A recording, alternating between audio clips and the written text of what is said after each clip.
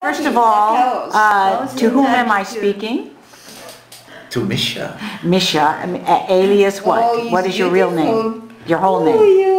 Michael Seligman. Seligman. Okay, and I think I'll probably have to do this again. But I'm wondering, since you are related to Ronnie, you're his cousin, and you came over, as you said, in 1937.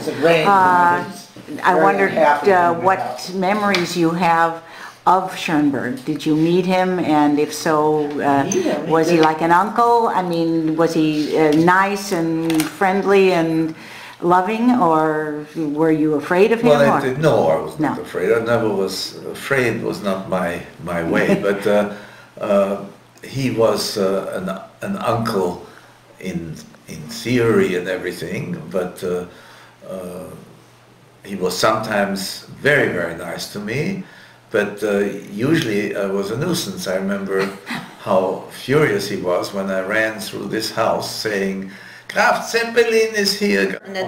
Did you ever live in this house with your grandmother, or just, I mean, stay over the night, or for a couple of weeks, or no? I don't remember doing that. I remember coming out a lot, visiting a lot, but I don't remember ever spending nights here.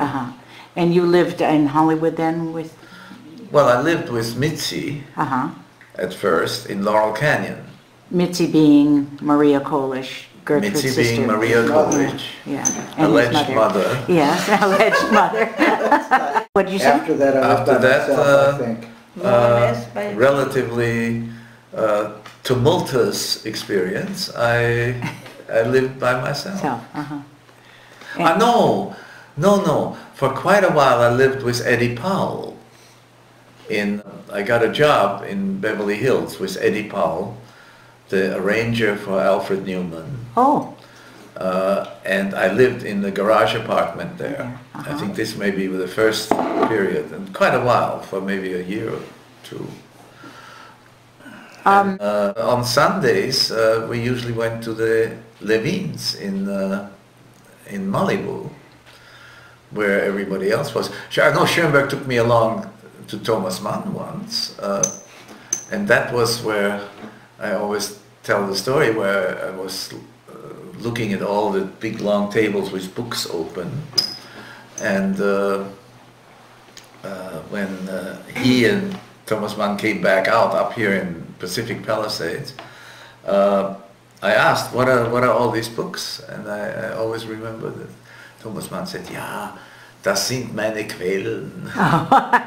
They were all open with weights on them, you know. Did you ever realize, that you were in the presence of people like Schoenberg, like Thomas Mann, that it was not the usual kind of people that you would, you did realize their stature? You were in your 20s? No, well, younger.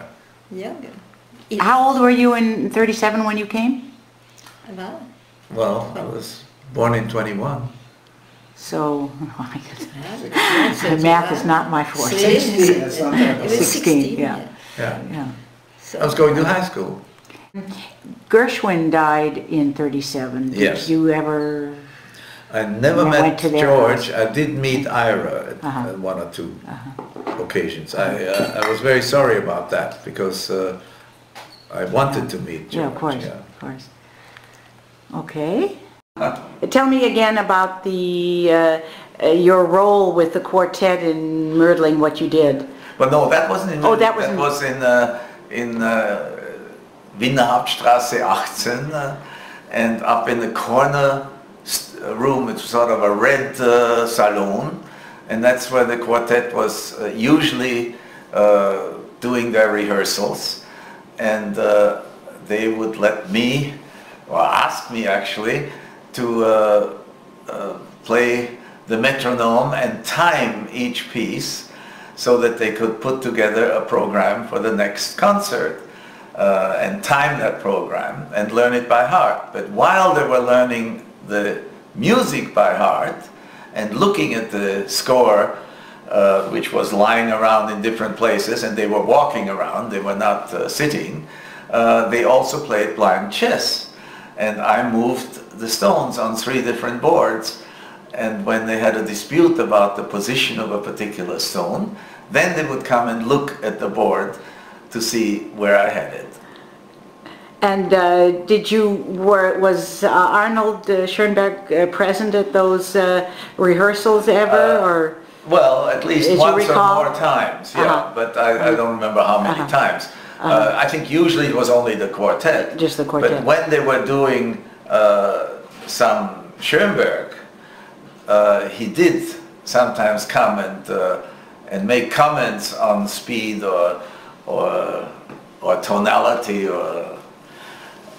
and discuss it with Rudy and with the others. And actually, one thing that was kind of fun is they always let me come to the Generalprobe rehearsals, which were called rehearsals, which were really for serious music students and so on. And I went. But I felt embarrassed because everybody had a score in their lap. And so Heifetz made an arrangement with me. They gave me a score. And Heifetz would nod to me because I could see when Heifetz had a pause by the bass clef in the score. And I would turn the pages, and everybody was very impressed with this 5-year or whatever old boy turning the pages at the right place during the concert. That's I remember that. That's very good. Anyway, so I was very excited this last May when I saw the Polish Quartet poster in the Mozart Saal of the Musikverein. I can imagine. And I took a picture of it, and I will try to send you a picture of it. Would you please? Yeah. And then I can maybe weave that in. And also Steuermann, I think, was also there. Great, send them to me. And it seems to me it wasn't called the Mozart Saal at that time. I think there was the large, the mittlere, and the small. And I don't remember that they had another name, except referring to the sizes of the 3 rooms. Thank you, Michael Seligman, Mischa Seligman.